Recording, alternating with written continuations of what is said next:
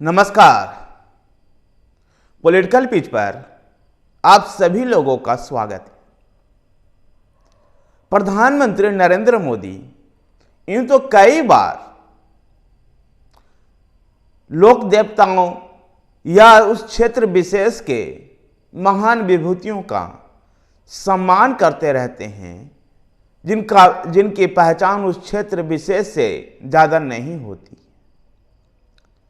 जिससे उनको जनमानस से जुड़ने का मौका भी मिलता है। ऐसा ही प्रयास अभी राजस्थान विधानसभा चुनाव के दौरान प्रधानमंत्री नरेंद्र मोदी ने नगौरा में किया, जब वहां के लोकल देवता, स्थानीय देवता, वहां के लोक देवता तेजाजी महाराज को पूजा अर्चना की। नगौरा के खरनाल में जो तेजाजी महाराज की जन्मस्थली है, वहां पर जाकर उन्होंने पूजा अर्चना की।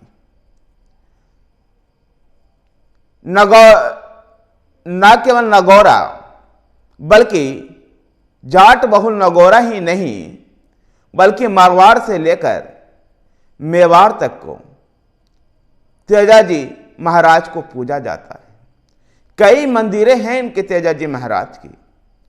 राजस्थान की संस्कृति में एक विशेष स्थान रखते हैं तेजाजी महाराज। प्रधानमंत्री नरेंद्र मोदी का नगौरा के खरनाल में तेजाजी महाराज की पूजा अर्चना करना कोई पहली घटना नहीं थी। वो इस तरह के लगातार प्रयास करते रहते हैं। जो स्थानीय स्तर के देवी देवता हों या स्थानीय विभूतियां जिनके उस विशेष स्थान से बाहर ज़्यादा पहचान नहीं होती है, उनके पूजा अर्चना कर, उनको मान सम्मान देकर वो उस क्षेत्र विशेष की जनमानस से जुड़ने का प्रयास करते हैं। मध्य प्रदेश में भी प्रधानमंत्री नरेंद्र मोदी ने रानी दुर्गावती और टाटिया भील की चर्चा कर, उनको सम्मान कर मध्य प्रदेश की जनता से जुड़ने का प्रयास किया था। अब ऐसा ही प्रयास नगौरा के खरनाल में गौर अच्छा करते हुए जीर्णोत्सर्ग करने वाले तेजाजी महाराज के पूजा अर्चना कर की। जाट बहुल नगौरा से भी, नगौरा ही नहीं बल्कि मेवाड़ से लेकर मारवाड़ तक के तेजाजी महाराज को पूजा जाता है। कई मंदिरें हैं इनके। लोक कथाओं के अनुसार तेजाजी महाराज का नाम बचपन में तेजी दिखाने की वजह से, बचपन में जो मस्तिष्क पर तेज नजर आ रहा था, उसके वजह से इनका नाम तेजाजी पड़ा। पूरी जिंदगी गाय की रक्षा करते रहे, गौर अच्छा में लगे रहे और अपने बच्चों के लिए जाने जाते थे। लीलन नाम की घोड़ी पर हमेशा सवार रहते थे ये, और हाथ में तलवार लेकर के दसुइयों के दल से गौर रक्षा करते थे। लोक कथा के मान्यताओं के अनुसार लाछा गुजरी की गायों को रक्षा करने के लिए जब वो एक बार जा रहे थे, तो रास्ते में उनको आग में जल रहे सांप नजर आया, जिसको इन्होंने बचाया। लेकिन वो सांप क्रोधित था। क्रोधित इसलिए था क्योंकि वो अपने जोड़े से बिछुड़ चुका था, और इस क्रोधित सांप ने तेजाजी महाराज को डसने का प्रयास किया। जब तेजाजी महाराज ने सर्प से कहा कि अभी तो मैं गौर अच्छा के लिए जा रहा हूं, जब वो वहां से लौट कर आऊंगा, जब मुझे डस लेना। गौर अच्छा के उस युद्ध में तेजाजी महाराज घायल हो गए, और जब वो लौटकर सर्प के पास आए तो उनको घायल देख करके सर्प ने डसने से मना कर दिया। तब उन्होंने अपने जीभ निकाल करके सर्प के सामने रखा कि यहां कोई चोट नहीं है और यहां डस लो। अपने बचनों के कारण गौ रक्षा के लिए जीवन बलिदान करने वाले तेजाजी महाराज का राजस्थान में विशेष स्थान है।